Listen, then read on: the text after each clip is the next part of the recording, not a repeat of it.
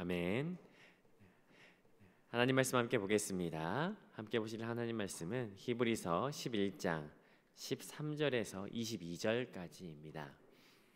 함께 보실 하나님 말씀 히브리서 11장 13절에서 22절까지 다 찾으신 줄 알고 한 목소리로 함께 합독하도록 하겠습니다. 시작.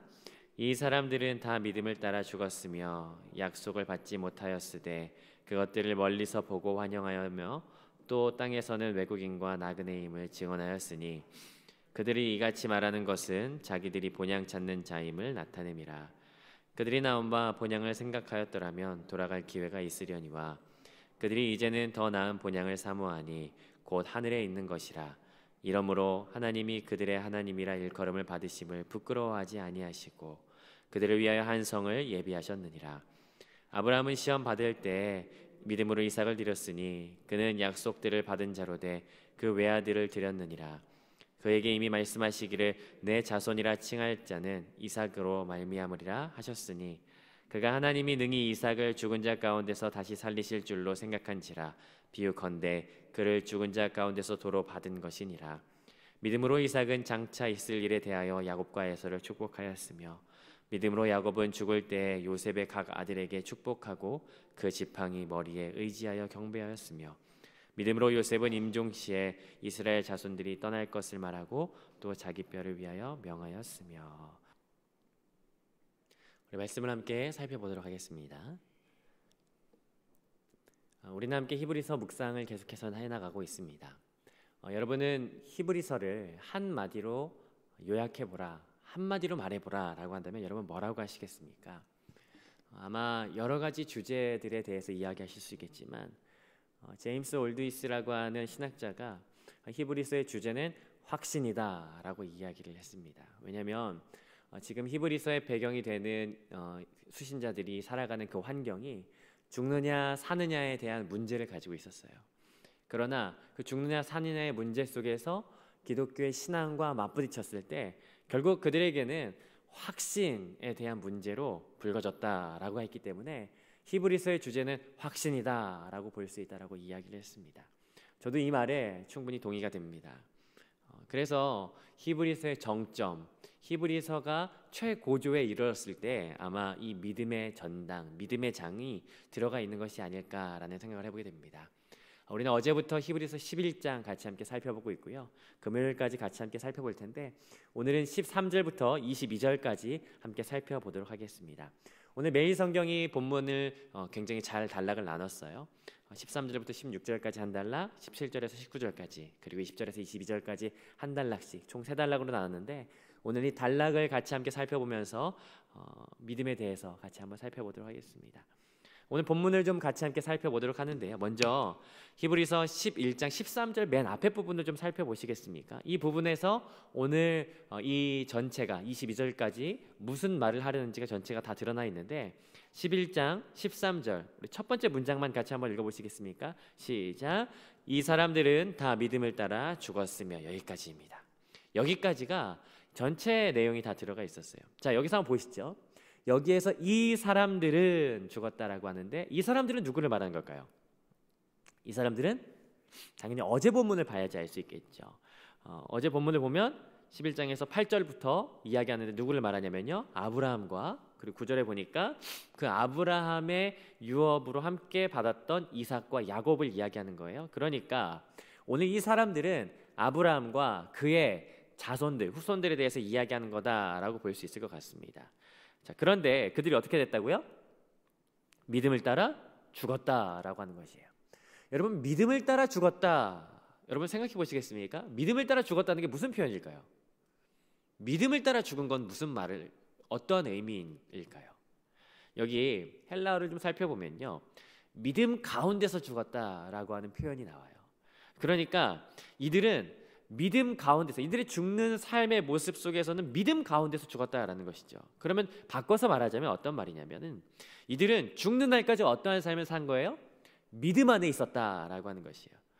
이걸 조금 더 우리말로 쉽게 표현하자면 그들은 믿음의 삶을 살았다라고 하는 것이겠죠. 이게 똑같은 말인데도 이렇게 말했을 때 조금 더 우리에게 다가오는 것이 다른 것 같습니다. 그러므로 아브라함과 그의 후손들은 믿음의 삶을 살다가 죽었는데 그 믿음의 삶을 살아가는 세 가지 모습이 오늘 세 단락, 한 단락씩 나타나는 것을 보게 됩니다. 오늘 믿음의 삶을 어떻게 사는지 한 단락씩 좀 살펴봤으면 좋겠습니다. 먼저 첫 번째 단락입니다. 13절부터 16절까지인데요. 이 13절부터 16절까지 먼저 13절을 전체를 한번 읽어보면서 이 단락에서는 어떠한 믿음의 삶을 보여주고 있는지 한번 보도록 하겠습니다. 13절 같이 한번 보겠습니다. 시작. 이 사람들은 다 믿음을 따라 죽었으며 약속을 받지 못하였으되 그것들을 멀리서 보고 환영하였으며 또 땅에서는 외국인과 나그네임을 증언하였으니 그들은 다 죽었다는 거예요. 자, 근데 어떻게 죽었다는 거예요? 약속을 어떻게 하고요? 받지 못하고 죽었다는 것이에요. 자, 그럼 제가 질문 또 드려볼게요. 여러분, 약속을 받지 못하고 죽었답니다. 이게 맞는 말입니까?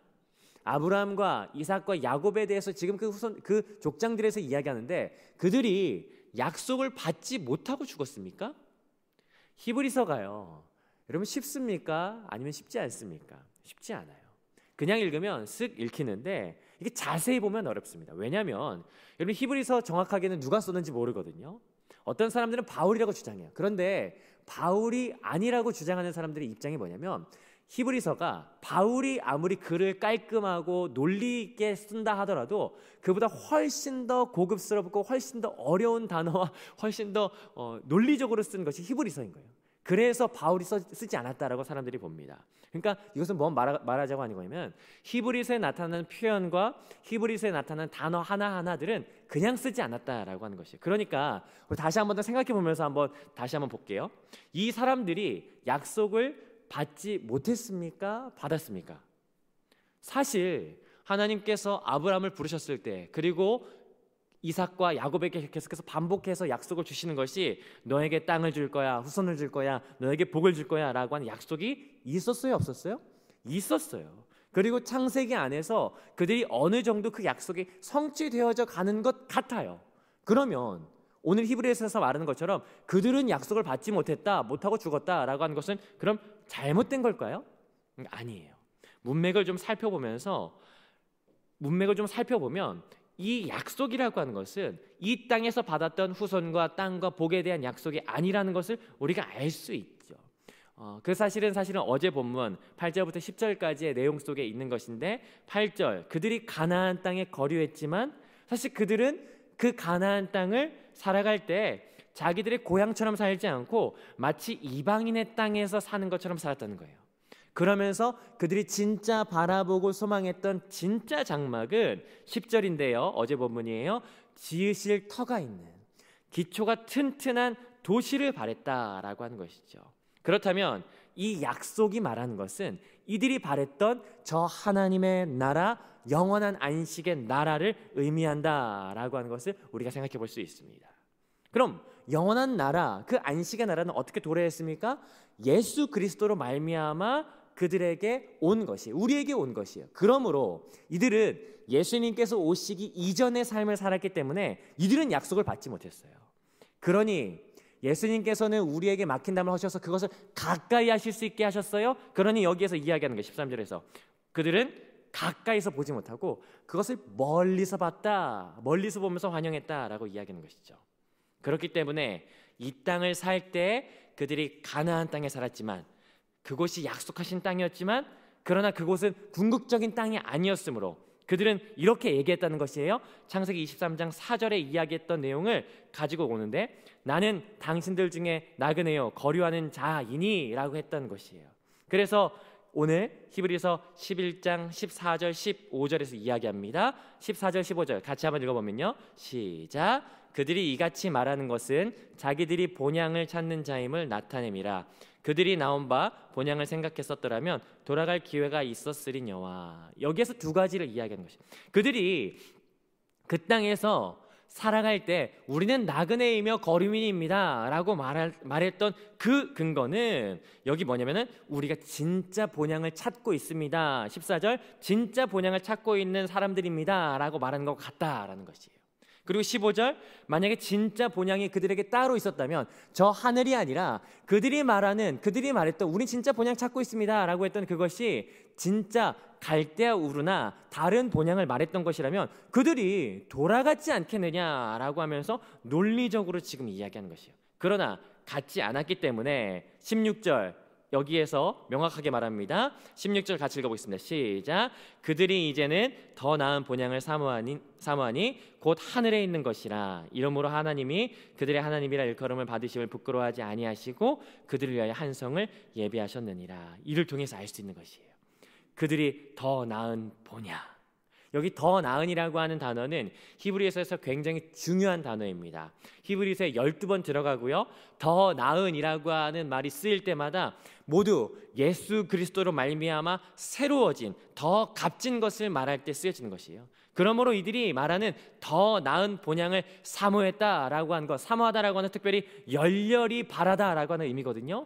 그 열렬히 바라고 열렬히 사모하는 더 나은, 이들이 이 땅 가운데 살아가면서 그들이 눈으로 봤던, 그들이 우리가 말하였던 그 땅, 그 이스라엘 땅, 그 가나안 땅을 말하는 것이 아니라 진짜 그들이 열렬히 사모하고 바라는 땅은 어디에 있는 것이에요? 하늘에 있는 것이다 라고 하는 것이에요.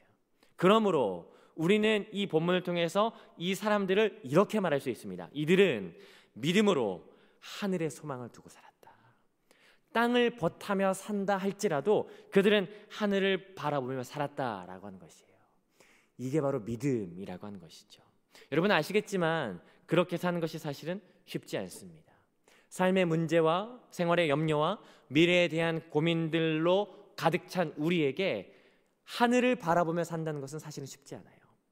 오늘, 내일 이 땅을 바라보며 살아가는 우리에게 오늘 이 본문이 우리를 초대하고 있습니다. 그것은 뭐냐면 천국에 대한 소망을 붙들어라 라고 하는 것이에요. 그 땅을 살아갔던 그 믿음의 선진들 아브라함과 이삭과 야곱, 그들이 그 약속의 땅에서 살아가는 것 같았지만 그들은 그 땅을 이방인처럼 살았다.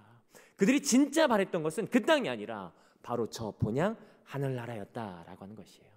우리도 그들처럼 믿음으로 이 땅을 살아갈 때 믿음으로 그 하늘을 소망하며 바라보는 저와 여러분 되시기를 주님의 이름으로 축복합니다. 자, 두 번째 단락입니다. 두 번째 단락은 17절부터 19절까지의 내용이죠. 이 내용은 정말 우리가 잘 아는 내용인데 17절만 읽어봐도 어떠한 내용인지 알 수 있습니다. 17절 같이 함께 읽겠습니다. 시작. 아브라함은 시험을 받을 때 믿음으로 이삭을 드렸으니 그는 약속들을 받은 자로 돼 외아들을 드렸느니라. 이 내용은 무엇을 말하는 것입니까? 창세기 22장을 말하는 거예요. 아브라함이 이삭을 모리아에서 바칠 때 그 사건을 이야기하는 것이에요. 여러분 우리가 알다시피 내 사랑하는 아들 독자 이삭을 바치라 했을 때 아브라함은 어떻게 했습니까? 순종했어요. 순종하는 척을 하거나 아니면 협상을 하거나 하지 않았어요. 여러분 그 이유가 뭘까요? 당연히 믿었기 때문이죠. 그러나 어떤 사람들은 이렇게 이야기할 수 있어요. 이삭 말고 다른 아들이 있기 때문에 그거 가능한 거 아니야? 사실 다른 아들이 있었던 것 같죠. 그러나 17절 그래서 이야기하는 것이에요. 아브라함에게는 외아들밖에 없다. 아니잖아요. 아브라함에게 또 다른 아들이 있지 않았습니까? 이스마엘이라고 하는 아들이 있었는데 아니에요. 그래서 창세기 21장 12절 말씀을 여기 가져오는데 11장 18절 이렇게 이야기합니다. 18절 같이 읽겠습니다. 시작. 그에게 이미 말씀하시기를 내 자손이라 칭할 자는 이삭으로 말미암으리라 하셨으니, 내 자손은 이삭뿐이야. 그러므로 아브라함에게는 외아들이 있는 게 맞아요. 그렇다면 아브라함에게 외아들밖에 없었는데도 어떻게 아브라함이 이삭을 드릴 수 있었을까? 그게 바로 아브라함의 믿음이다라고 하는 것이죠. 아브라함이 그 자리에서 하나님 저에게 제 씨를 통해서 모래와 같이, 바다의 모래와 같이 하늘의 별처럼 많은 자손을 주겠다고 약속하지 않으셨습니까? 라고 하면서 대들면서 따지지 않았어요. 협상하지 않았어요. 조율하지 않았어요. 그게 아니라 오히려 19절 같이 한번 읽으면요. 시작. 그가 하나님이 능히 이삭을 죽은 자 가운데서 다시 살릴 줄로 생각한지라 비유컨대 다시 죽은 자 가운데서 도로 받은 것이니라. 이삭은, 아브라함은 협상하려고 한 것이 아니라 그 자리에서 완전히 순종해 버렸던 것이죠. 믿었던 것이죠. 그것이 바로 하나님이 다시 살리실 것이다 라고 하는 그 마음이, 그 생각이 그들 가운데 있었던 것이에요. 오늘 이 모습, 이 아브라함의 모습을 통해서 우리가 무엇을 발견할 수 있습니까? 가장 절박한 순간에, 가장 긴박한 순간에도 하나님을 신뢰하는 그 믿음이 있었던 것이에요.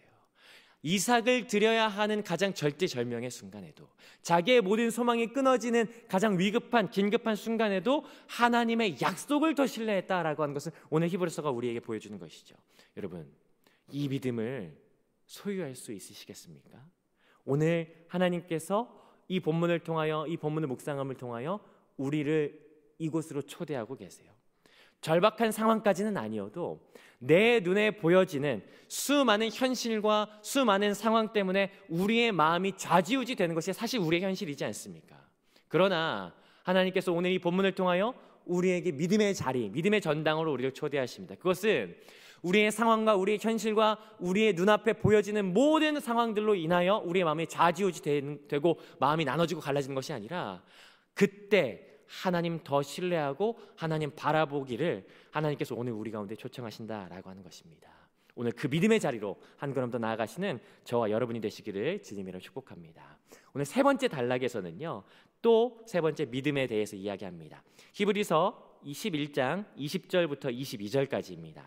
세 사람이 등장하는데 함께 읽어보겠습니다. 20절부터 22절까지 함께 읽습니다. 시작. 믿음으로 이삭은 장차 있을 일에 대하여 야곱과 에서에게 축복하였으며, 믿음으로 야곱은 죽을 때 요셉의 각 아들에게 축복하고 그 지팡이 머리에 의지하여 경배하였으며, 믿음으로 요셉은 임종시에 이스라엘 자손이 떠날 것을 말하고 또 자기 뼈를 위하여 명하였으며. 세 명이 연달아서 등장하죠. 누구죠? 이삭, 야곱, 요셉입니다. 창세기 23장부터 50장까지 주인공들이 등장해요. 이 세 사람들의 공통점이 있습니다. 오늘 20절부터 22절까지 나오는 공통점이 있어요. 그건 뭐예요?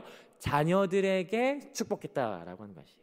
근데 어떤 것을 축복하는지 좀 살펴보겠습니다. 20절 먼저 보시죠. 자, 이삭이 무엇을 축복합니까? 장차 있을 일을 축복해요.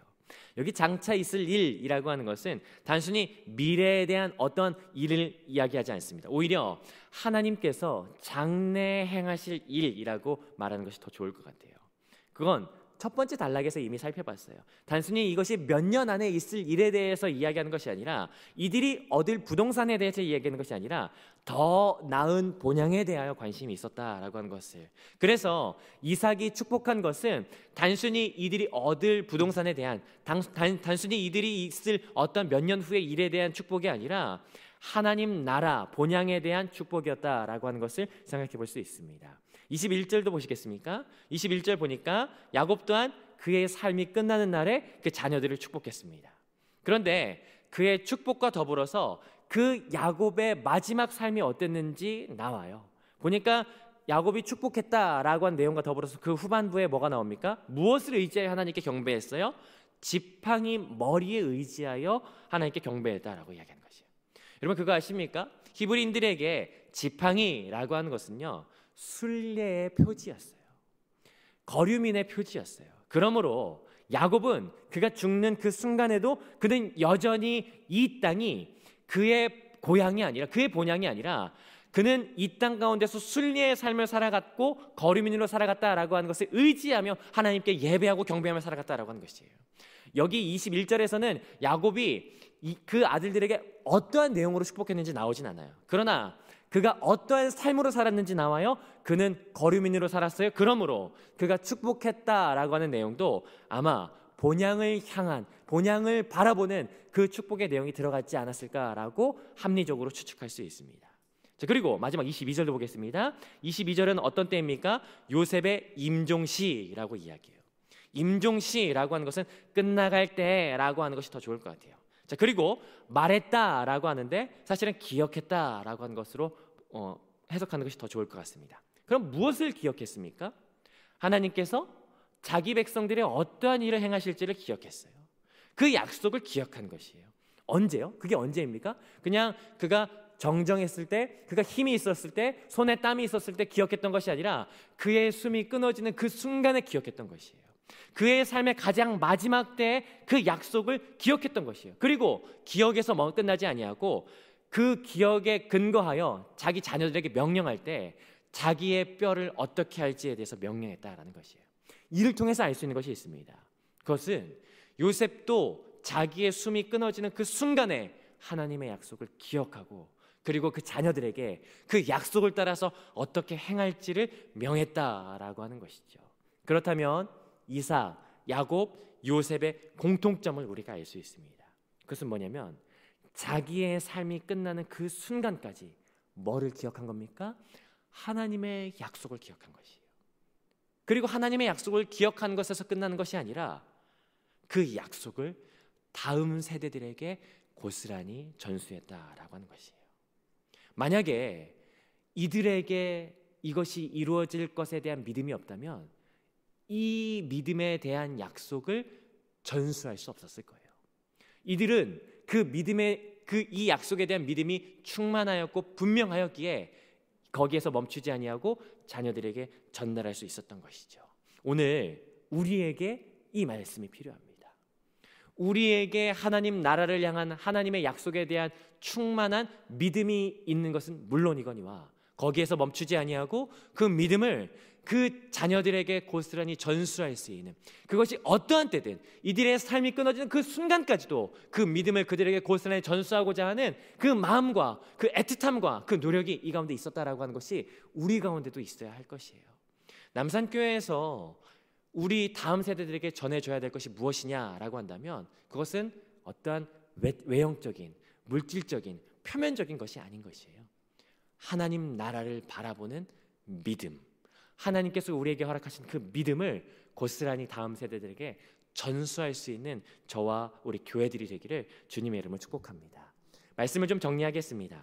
오늘 13절부터 22절까지의 말씀을 살펴보면 창세기 12장부터 50장에 나타나는 사건들, 믿음의 사람들이 등장하는 것을 우리는 보게 됩니다. 그들은 세 가지 모습을 통하여 우리에게 믿음의 모습을 보여주는데요. 첫 번째, 그들은 어떠한 상황 속에서도 더 나은 본향, 하나님 나라를 바라보고 소망하는 삶을 살았습니다. 두 번째, 그들은 절박한 순간 속에서도 하나님께서 허락하셨던 믿음을 끝까지 붙들었어요. 세 번째, 그들은 삶의 마지막 순간에서도 하나님을 붙드는 약속을 계속해서 지켜나갔고, 그리고 거기서 멈추지 아니하고 자녀들에게 그것을 전수하여 이어나가도록 했지요. 무엇이 이것을 이렇게 가능하게 했을까요? 그것은 다른 것이 아닙니다. 바로 믿음이죠. 믿음이 이들을 하늘을 바라보며 살게 하였고, 믿음이 이들에게 약속을 붙들게 하였고, 믿음이 이들에게 그 약속을 다음 세대들에게 전수할 수 있도록 하였습니다. 그러므로 오늘은 이 말씀을 통하여 우리가 바라보고 결단할 수 있는 것이 있어요. 그것은 뭐냐면 하나님 우리에게도 이 믿음을 허락하여 주시옵소서. 우리가 이 땅 가운데 살아가면서 눈에 보이는 것 그리고 귀에 들리는 것으로 판단하고 결정하는 것이 아니라 하나님 말씀에 근거하여 하나님이 어떠하신 분인지에 대한 그 성품에 근거하여 하나님 우리가 그 믿는 믿음을 더욱더 굳건하게 하여 하나님 이 땅을 살아가게 하여 주시옵소서. 그래서 이 땅 가운데 살아가며 우리도 이들처럼 이 땅에 발을 딛고 살지만 저 하늘을, 저 본향을 바라보며 살게 하시고, 우리의 삶 가운데 절박한 순간이 있다 할지라도 하나님을 의지하고 믿는 믿음이 식어지지 아니하게 하시며, 하나님 우리가 이 땅을 살아갈 때 이 믿음이 다음 세대들에게 전수되어지는 이 노력을 끊이지 않게 하시옵소서라고 함께 고백하고 살아가시는 그 오늘이 되시기를 주님의 이름으로 축복합니다.